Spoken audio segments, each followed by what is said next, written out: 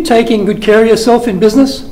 Hello, my name is Greg Story. I'm the president of Dale Carnegie Training here in Japan and the author of the best-selling Japan Sales Mastery, #1 on Amazon. Well, we all know that health is very important. We all know that rest is very important.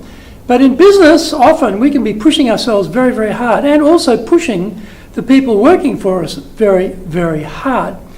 Now, as we know, populations, demographics in Japan, getting older and older and older.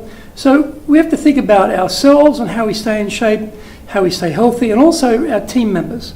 And stress doesn't seem to be going down anytime soon in business, so they have to deal with stress, and that is a constant. A lot of this, though, the health issues, the stress issues, come back to time management.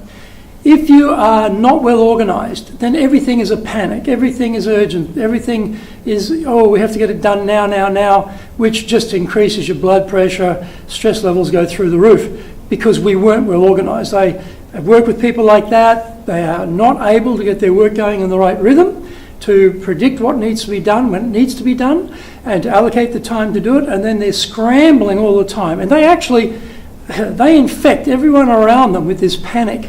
And so they start handing out stress to all those around them. Now, if that's you and you're the boss, that's a disaster because you are going to populate your entire team with your stress through your disorganization.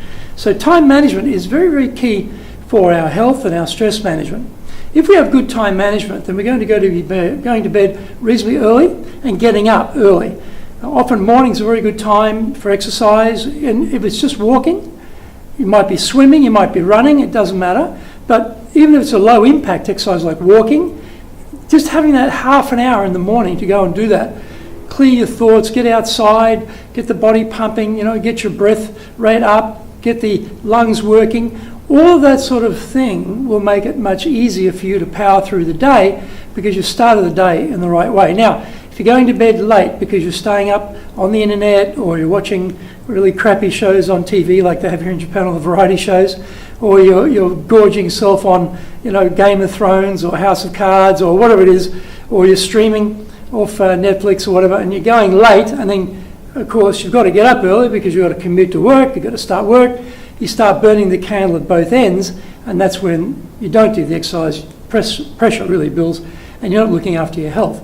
So it's also the same thing with after work. Japan is a crazy country in many ways. Long commute, so you're really tired by the time you get to work. You're standing on the train, it's packed.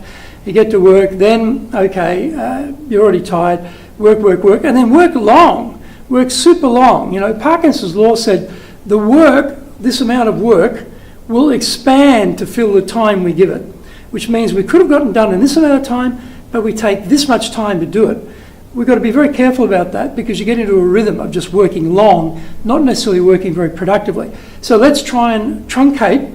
This is where we stop. We stop now and then we go home. In my company's case, no one works overtime unless it's signed off by me. They have to get my permission to work overtime because my question is, why would you need to work overtime? Is something special going on? If you're inefficient, if you're not doing your work properly, you're not productive, that's a different issue.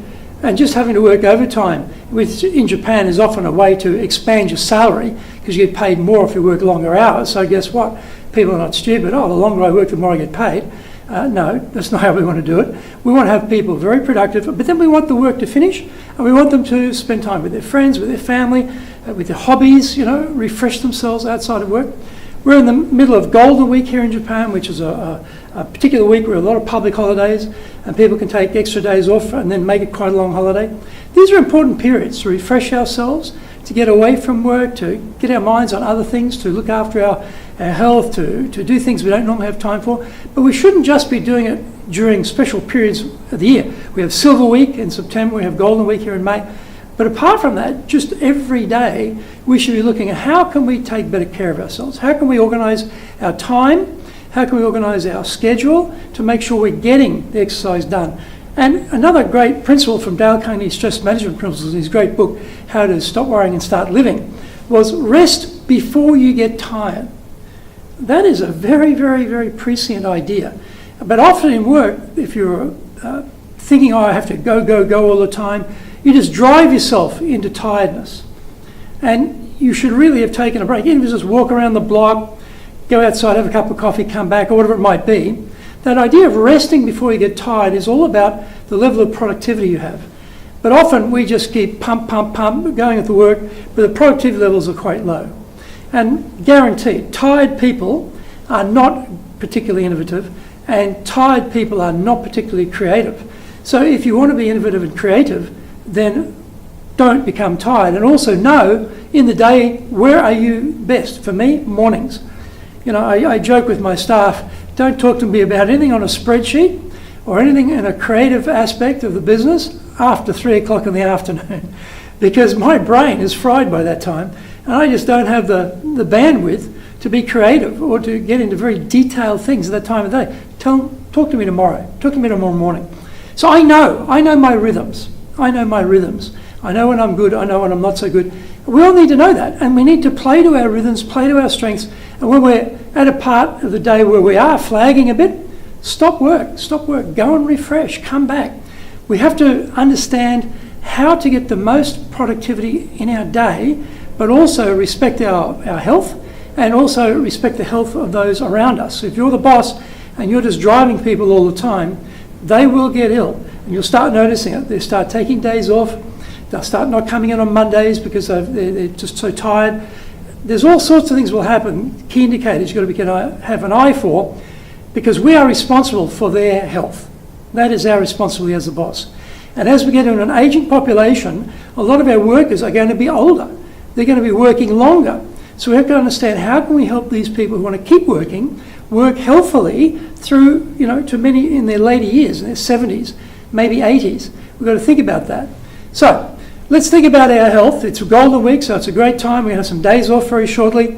Today is the last day before the public holiday starts, so we've got a Thursday, Friday, Saturday, Sunday, so 4 days coming up. Let's think about health. Let's think about pacing. Let's think about rest before we get tired. Let's think about how we impact the people around us if we're the boss, and make sure that everybody is working well and working healthily, because this is a marathon. It is not a sprint. Let's take good care of ourselves, and let's stay well.